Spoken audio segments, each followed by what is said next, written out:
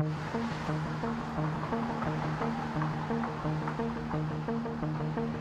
remember in the 90s, you're just riding in a car or taxi or whatever, and the doors were just flapping in the breeze.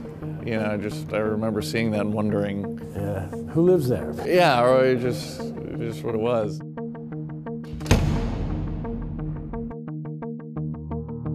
And I remember the first time coming in, it was a little magical.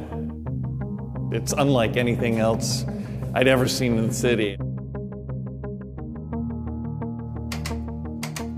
We call it the Dupont Underground, and it's beneath one of the best-loved, best-used parks in the city. The Dupont Circle is right straight up from the White House.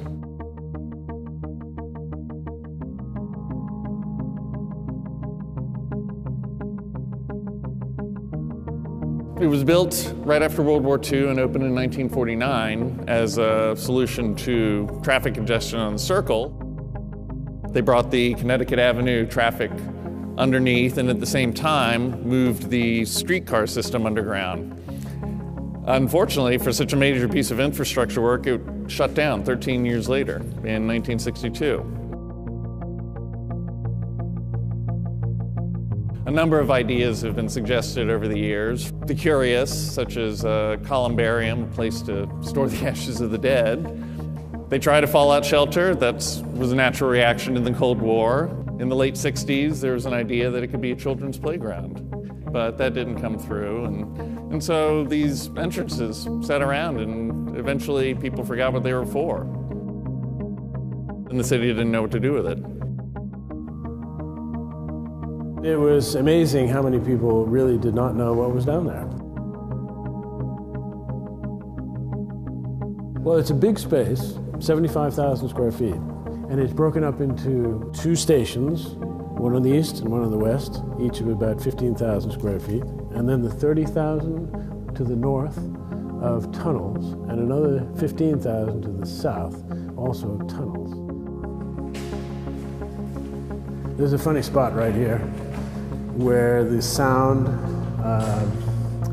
what do you call that? Reverberates in such a way that it... the natural resonance? Yeah, where it reinforces itself and kind of becomes a kind of hum. It's right about here, and I only noticed it because we had a group of people come down here all talking at the same time. Suddenly we had this enormous hum in the background. 5 feet probably of solid concrete, steel, and asphalt. You know, right above the metro, there's traffic thundering in 2 directions above us, and you hear nothing. What I find attractive is the puzzle. How do you celebrate the space and yet make it up to date? We have a 5.5-year lease with the city.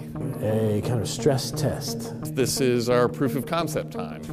And the whole point is to see what works.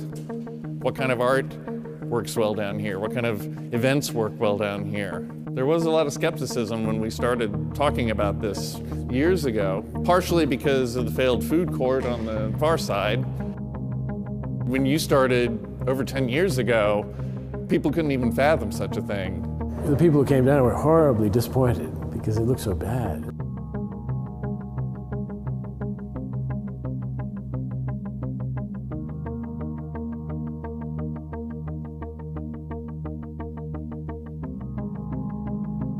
Five years ago, when I joined the team, it was just beginning to become a notion that people could wrap their heads around. I think this happening, in cities across the United States now, a kind of an awakening of the critical value of urban life and the kind of public life of the nation. And people are fascinated by the underground realm.